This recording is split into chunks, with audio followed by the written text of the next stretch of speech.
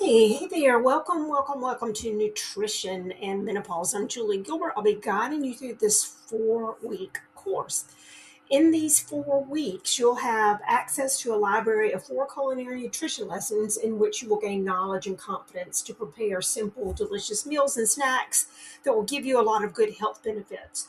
And when you complete this program, you will be able to describe the symptoms of perimenopause and menopause. You'll be able to name the increased health risks associated with each, both perimenopause and menopause, and identify nutrition tips to help manage this transition. And we're going to be doing this from a holistic standpoint.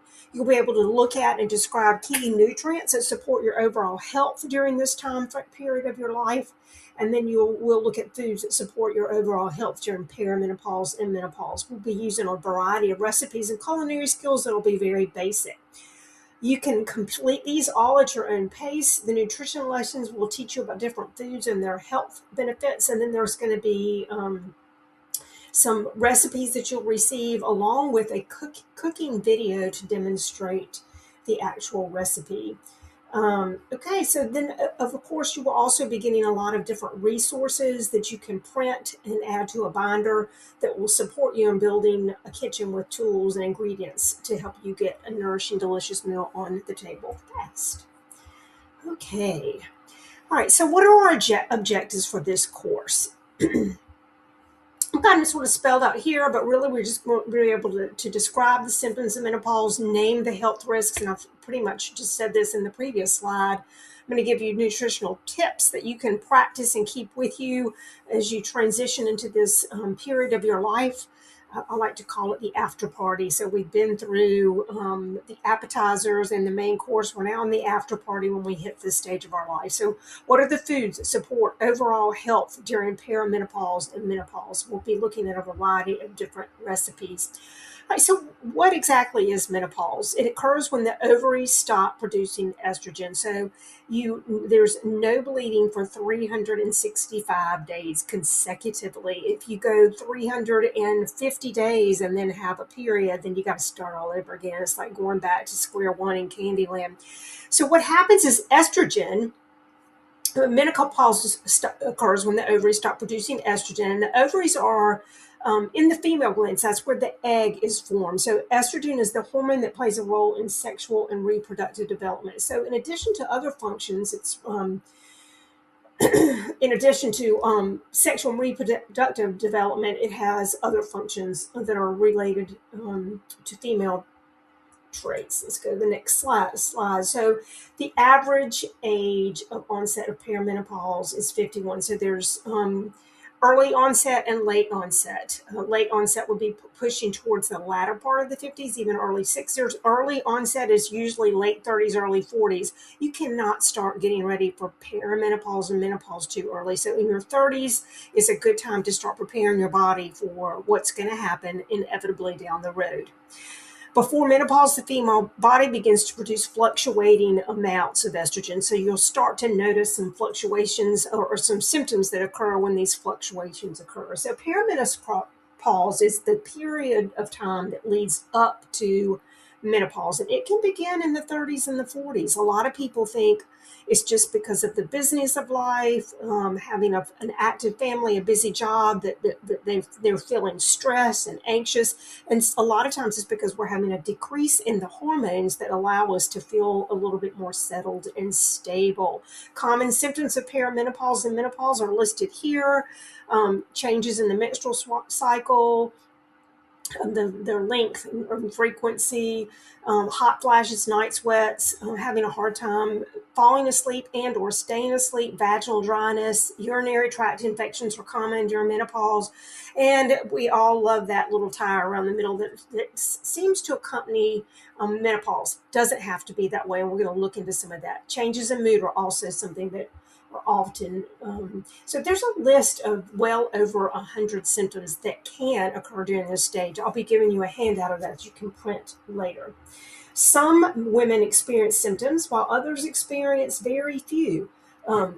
Some experience very severe symptoms, some very few. So if they're real severe, there could be a need for medical intervention.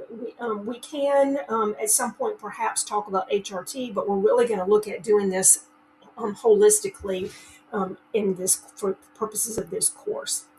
Health risks. So menopause is a normal part of the aging process. Its changes related to menopause may not only result in symptoms, but there's also health risks that can occur. As estrogen production decreases, there's some health risks that occur. We're at a higher risk for heart disease and osteoporosis. Those are just two givens that can't be avoided with the decrease of estrogen, because estrogen helps protect against heart disease and heart related conditions, things like strokes and heart attacks. As the body produces less estrogen, that risk of heart disease increases, and other conditions that affect heart health, such as high blood cholesterol. All of a sudden, you've had the most amazing blood cholesterol level, and when you hit menopause, it's not uncommon to have high blood cholesterol despite your very healthy eating. High blood pressure and sedentary lifestyle are also are often more common at this time of life in a woman's life. So making sure that we find ways to move and stay active and engaged. With osteoporosis, both men and women lose bone mass, and that happens as we age, but it particularly happens in women 4 to 8 years after menopause begins. We really start to see a notice on our bone density declining or decreasing as estrogen production decreases. And as that bone loss occurs, we have a risk for osteoporosis. So we want to look at holistic ways nutritionally to increase estrogen-like products or foods in our body, or things that will help with bone density. We're going to be looking at that pretty deeply. So just as I explained in this previous slide, compounded by other risk factors that are common in this time of our life, women are at a higher risk for heart disease and osteoporosis after menopause. So we're going to take a real hard look at how to prevent that holistically. All right, you're going to have the opportunity after you listen to this slide or this video to complete a lesson and work on some SMART goals. I'm going to give you some videos and recipes to look at. You'll also have some nutritional or some worksheets to download to help you start setting goals for this course and how you're going to move ahead. So what a SMART goal is, and I'm going to give you a sheet to work on that will help you with, is being really specific. So I want you to work on a personal SMART goal plan or that has a plan to encourage self-efficacy. So really helping you to prepare nutrient-dense meals that support health during perimenopause and menopause. I'm going to work you and guide you through that over these 4 weeks, but you begin the work today by printing off some of the things that I'm going to put in your portal that'll be easy for you to access. And remember, SMART goals are specific. It's getting as clear and defined as you can. They're measurable. How are you going to gauge your progress? They're attainable. You want to make sure it's something that you can achieve. Is it attainable, achievable? Is it, are you setting too lofty of a goal?